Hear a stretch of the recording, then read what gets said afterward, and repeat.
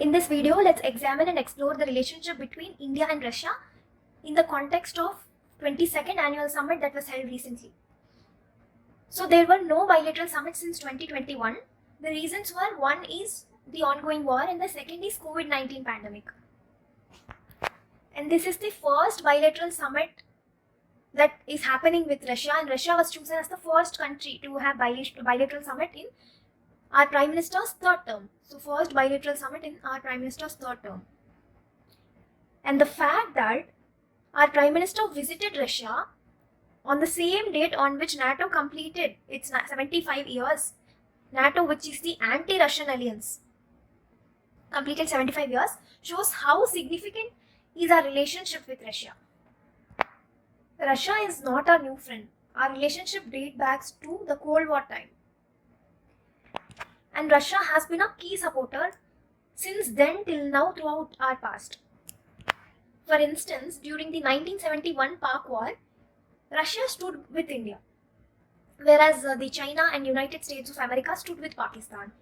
And the other moment is 1998 Pokhran test. When India conducted Pokhran tests, Russia was one of those few countries who did not criticize India for conducting Pokhran tests.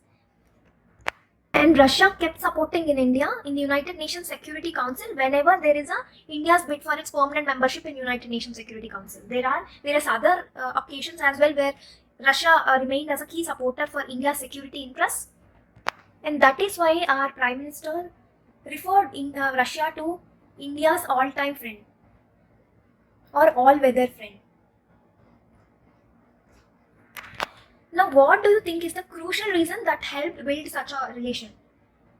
The answer lies in the fact that both the countries are engaged in the strategic ties. Also, economics plays a crucial role in any kind of relationship. So now let's look into detail how are both these countries reciprocating to one another in order to maintain such a healthy and stable relationship. What is each country offering to their counterpart to maintain such a stable relation? So now this side showcases how is Russia contributing to India, or what is Russia offering to India, and this side has what is India offering to Russia. Now if we look at the trade part, Russia exports defense, crude oil, natural gas. So Russia is India's most trusted defense partner since 60 years. Also, 60% of our defense equipment is from Soviet Union at that time and Russia in the recent times. So Russia remained a significant supplier of crude oil and natural gas to India, especially in the last 2 years. After the disruption of the global supply chains, post the Russia-Ukraine war, we imported a lot of crude oil because India was offered steep discounts on crude oil. And India imported all of that oil from Russia despite Western sanctions on Russia. So this arrangement benefited both the countries, both India and Russia. How? India was able to get the crude oil at discounted price and was able to save billions of dollars. And what is the advantage for Russia here? It got a customer that buys its oil in times where other European nations did not purchase any kind of oil because Russia broke the international law by invading Ukraine. So both the countries benefited out of this arrangement. And India did not stop fearing the criticism that it might get from the West for importing the crude oil because it followed the principle of strategic autonomy.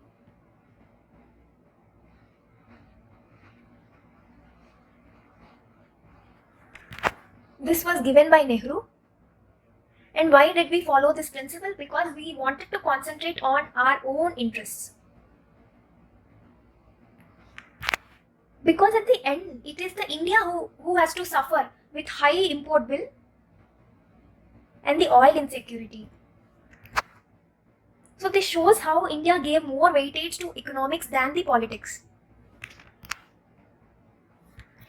That is why we continued the trade with Russia by importing oil and fertilizer from Russia even after the Russia-Ukraine war, despite facing criticism from the West.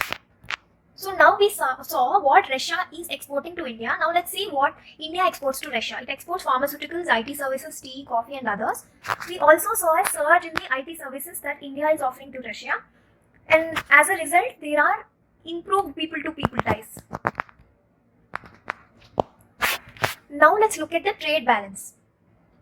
We see that the total trade that is happening is around $65 billion between India and Russia, out of which only $4 billion accounts to India's side.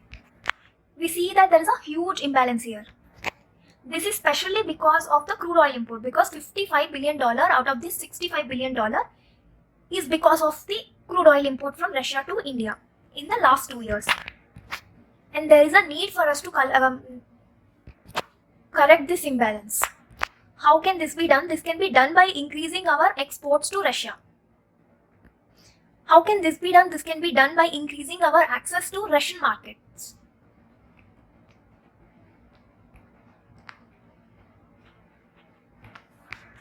Also, for this trade to happen smoothly, India developed a rupee-ruble payment mechanism. What is this? This mechanism helps transact with the national currencies by bypassing the dollar system. So, dollar system of the West is bypassed, and we trade in our own national currencies, rupee and ruble, with the help of Vostro accounts and Nostro accounts. So, this is the mechanism that was worked out to facilitate fast and smooth trade between Russia and India, despite the sanctions from West. So all this is the trade part between India and Russia. Now let's see what are the other areas in which both the countries are in cooperation. First is the critical technology. Russia shares its critical technology with India. For example, there is the Sukhoi 30 jet, and there is T-90 tank, there is Kudankulam power reactor, which was built with the help of Russian technology. So all these technologies and the technology transfer helped India to become more self-reliant. There are other joint collaborations as well, like the BrahMos missile. Now we are exporting these missiles to other countries, and we are looking to work on other such collaborations as well and then export them, which was also discussed in the 22nd annual summit. The other area of cooperation is the space sector. One good example is Gaganyaan, which is the India's first human spaceflight program, and there is contribution of Russia's technical expertise. So there are other such space projects in which Russia and India collaborated and worked out success in space sector. Now let's look at another area, which is connectivity projects, the infrastructure. One infrastructure project is the International North-South Transport Corridor, which connects India and Russia through Iran, and the other such project is the Chennai to Vladivostok. So these two projects and some others help in smoothening the transportation between India and Russia, because these offer shortcut routes between India and Russia for transportation. Also from India's side, India started investing in Russia's Far East region. It has earlier invested, but it is now trying to increase its investment in the Russian Far East region. It contains some oil reserves, and Indian companies like ONGC started investing in those oil reserves, which is beneficial for both Russia and India. One other key aspect with regard to the foreign policy is that Russia acts as a balancer between India and China relation. How does it do that? Because Russia is a common friend to both India and China, and thus it acts as a coolant in the relation of India and China, and India is benefiting out of this. And the other aspect is that Russia kept supporting India's bid for its permanent membership in the United Nations Security Council. Whenever India bids for a permanent membership, Russia kept supporting it. At the same time, India also never condemned Russia for the Russia-Ukraine war. It abstained from voting in the United Nations Security Council resolution. But at the same time, India wants peace in the world. So it appealed Russia to end the war. It stated that it's not time for war. India stated this and indirectly appealed Russia to stop the war, but never directly condemned Russia for its invasion into Ukraine. So this is how India is balancing both Russia, but at the same time it wants world peace. So now we looked at how both these countries are reciprocating to one another. As a part of that, we saw the trade relation, the exports of the countries, and how is the trade even after the Russia-Ukraine war between India and Russia.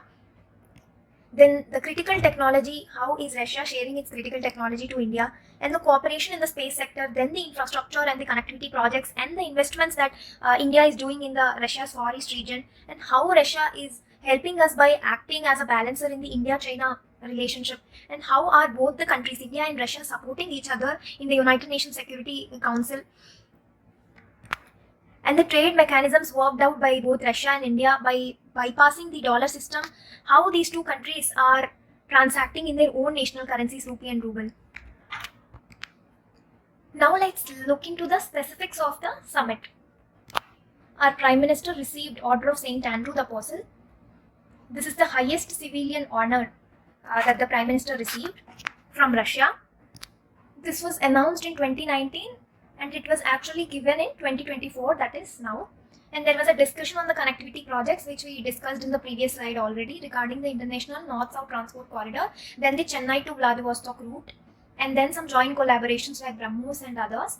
And another important discussion was with respect to the repatriation of the Indian citizens from Russian army, because the Indian citizens were illegally taken to the Russian army and were made to be part of the war. And as a result, there were 4 Indian citizens that died.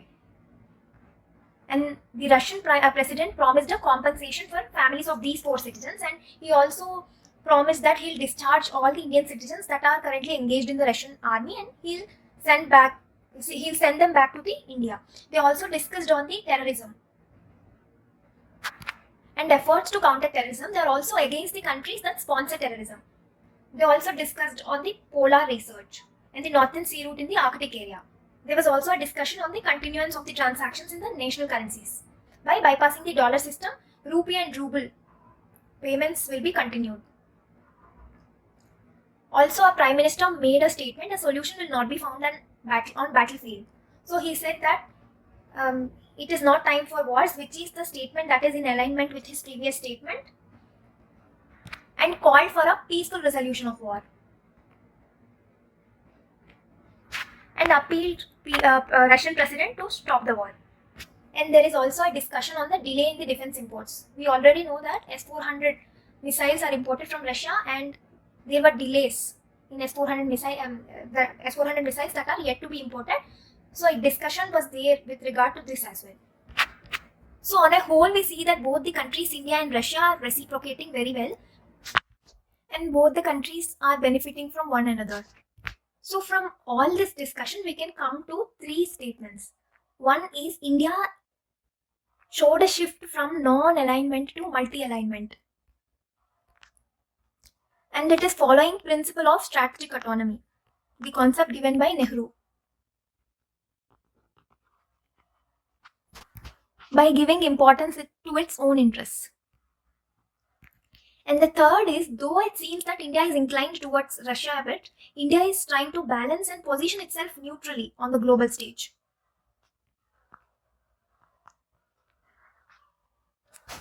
So in summary, what did we see? We saw how has the relationship between India and Russia evolved since the Cold War period, and what is each country offering to the other country, and how is the relation stable? What is the reason for the stability in relationship? How are these countries reciprocating? And what are the recent highlights of the summit?